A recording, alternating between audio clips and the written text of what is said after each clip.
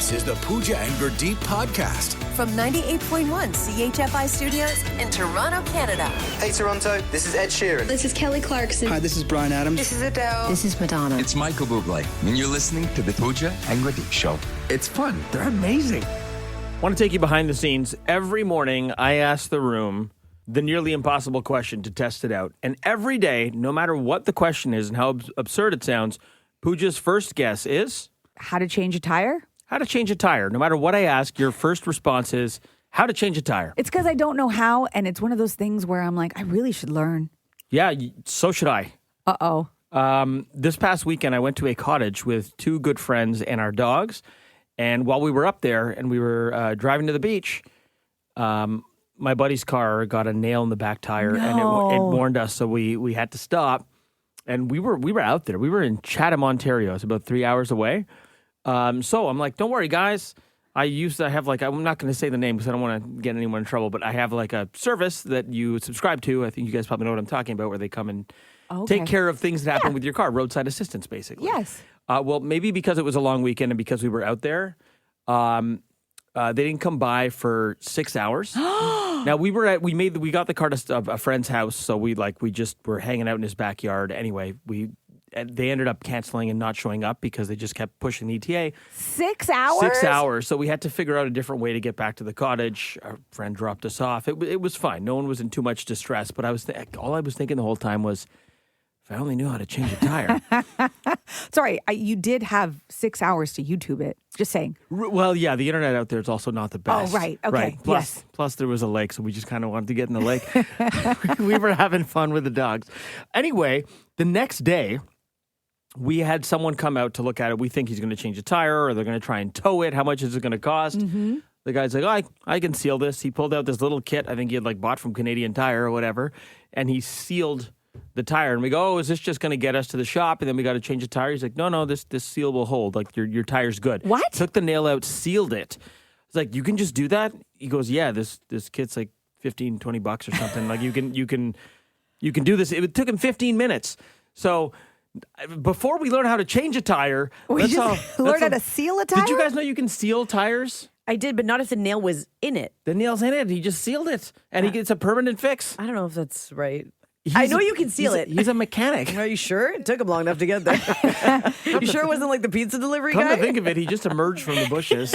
So what you're saying is, from now on, when you ask me the nearly impossible question, my guess should be, how to seal a tire? That could be it. That's the baby step. From CHFI Studios, It's the Pooja and Gurdeep podcast. I'm a firm believer of if it ain't broke, don't fix it. And this story falls under that category for sure. Have you guys heard there is a new way that some kids are learning the alphabet? This is actually being taught in some schools. I don't know if it's here in Canada or in the States, but this makes me go cross-eyed. Okay, hold on. What was wrong with regular ABCs? Absolutely nothing. You know the way we've all learned it and sang it our whole life? Mm-hmm. A, B, C, D, E, F, G, H, I, J, K. That way. Mm-hmm. This is different, and it makes my brain hurt. Okay, how different? Pretty different. Why don't we give it a listen? A, B, C, D, E, F, G, H, I, J, K, L, M, N, O, P, Q, R, S, T, U, V, W, X, Y, Z. Now I never will forget how to say the alphabet. Why do you have to change the rhyme at the end? What was wrong with now I know my ABC, next time what you sing with me? That's the way I taught it to my kids. They seem to be picking it up just fine. Is it because the LMNOP is so hard for kids? I don't know. We've done well for the last several hundred years. I think we're okay. I just got back from vacation. You guys have already ruined my first day here. Right? This is awful. Why? Why would they want to change it? It makes no sense to me.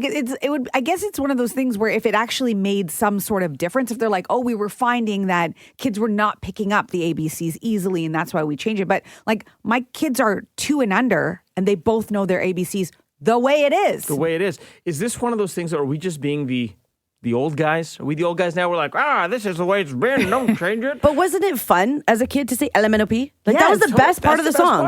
And it's the best part to watch a kid do it because you watch their mouth do all sorts of funny things, or they're like, blah, blah, blah, blah.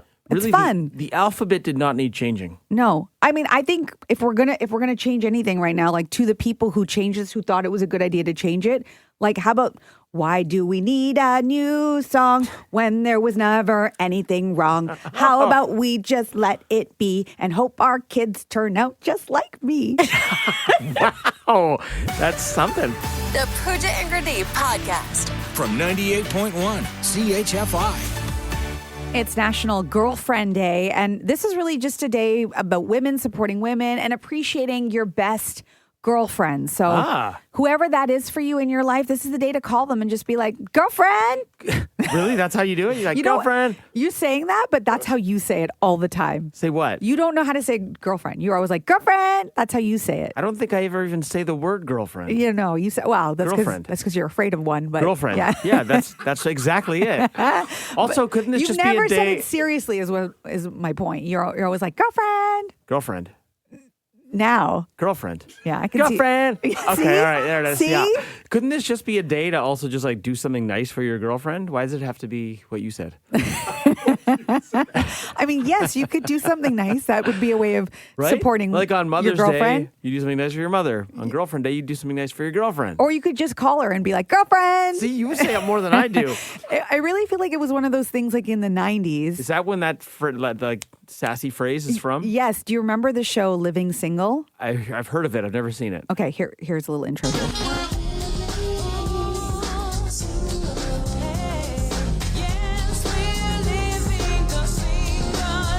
Takes me back nowhere.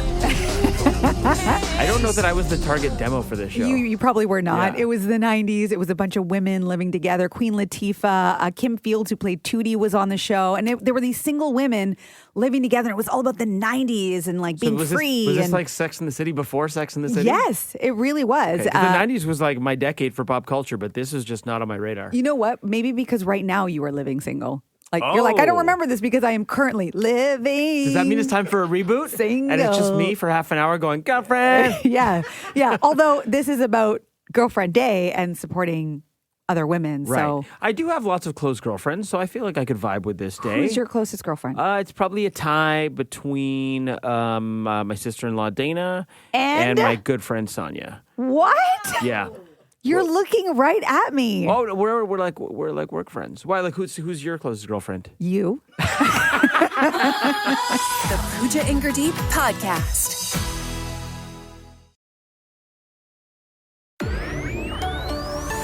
This is the Pooja and Gurdeep podcast. Yeah, it's Dear P&G, although I guess it's just Dear G today because Pooja's off. So you're stuck with my advice, which is usually pretty stupid. This comes to us from a loyal listener of the Pooja and Gurdeep show, and they've chosen to remain anonymous, which you know that means it's going to be spicy. Here it is. This is what they sent us. No word of a lie. I'm going to read this to you. This came in on the text line at 981-981. Dear P&G, help. I'm in a bind. I'm a huge breakdancing fan, and the Olympic finals are happening at the exact same time as a wedding my partner and I are attending this weekend. Naturally, I plan to sneak a peek on my phone during the ceremony, but when I mentioned this to my partner, she looked at me like I'd suggested doing the worm down the aisle. She says it's totally disrespectful, but I've been waiting months for this. Is there any way I can get away with this, or do I need to step away from the dance floor and focus on the I-dos? Sincerely, breakdancing buff. Wow. It's awesome. I mean, you know what I'm going to say. If you are planning a wedding and you do it in April when the NHL or NBA playoffs are on, or you do it during the 2 weeks of the Olympics, which, by the way, we all knew what these dates were for years.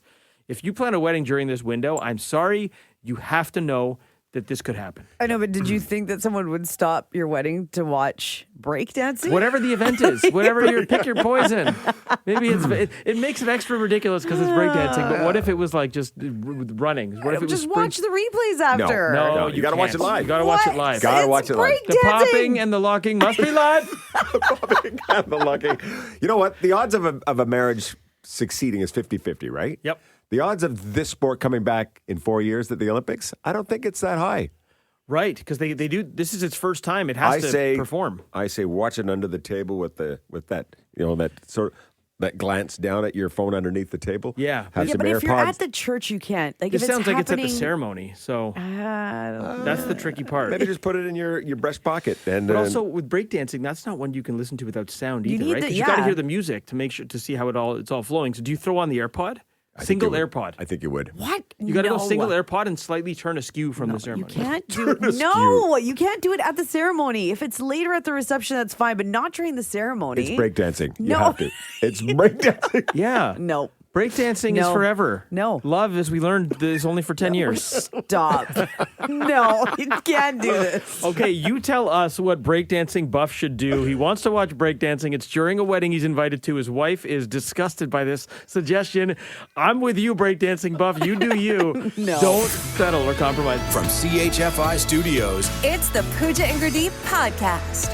Okay, so we had a Dear P&G, and I'm going to summarize the person who messaged in was hilarious. He said, Dear P&G, basically he's a huge breakdancing fan. Of course, breakdancing is making its debut at the Olympics.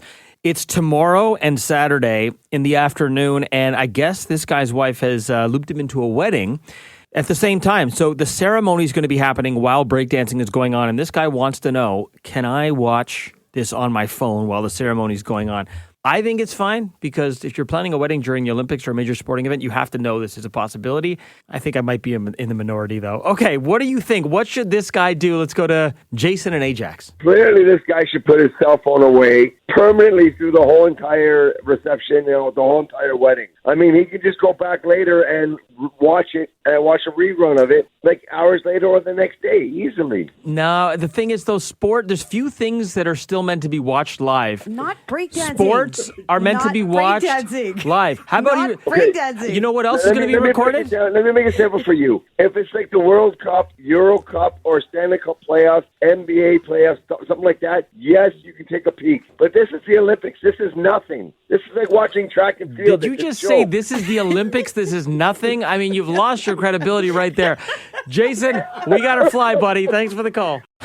Jason, you lost me there. Another person texting in, like Jason, saying he can record the event. Yeah, you know what else you can record? The wedding. No, you can't record Yes, the you can. wedding. Someone can record that. He can watch it later on a Listen, cell phone. you're not related You to the can people breakdancing. you If can- you're related to the people breakdancing, then that you is your can priority. aircast it to your TV in the hotel room. You watch that later. wrong. You watch the sports live. I stand by you.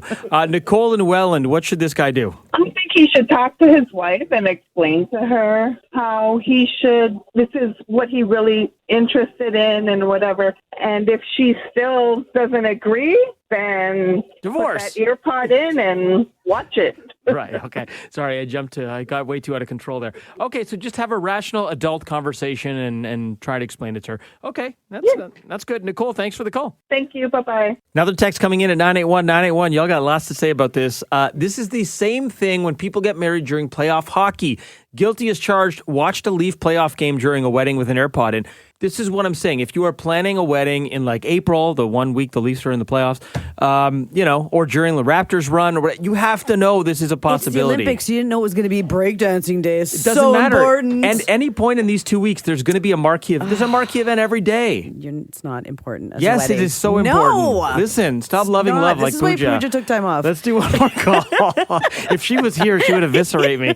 Linda from Bowmanville, what should this person do? You step away from the ceremony. You leave the church and you go watch outside, or you respect your friends and you stay and you watch the ceremony. It's one or the other. You can't do both at the same time. Okay, that is the most rational response we've had so far. So don't try to have your cake and eat it too. Either step out and watch breakdancing in peace or just put it away and watch the ceremony. And just for your note there, I've been happily married for 34 years, so love does last longer than 10 years. There we go. You're an inspiration, Linda. Thank you for the call. Thanks so much. Have a great day. You too. Thanks for listening to the Pooja and Gurdeep podcast. Listen to Pooja and Gurdeep live weekday mornings from 5 to 9. Only on 98.1 CHFI. Toronto's perfect music mix.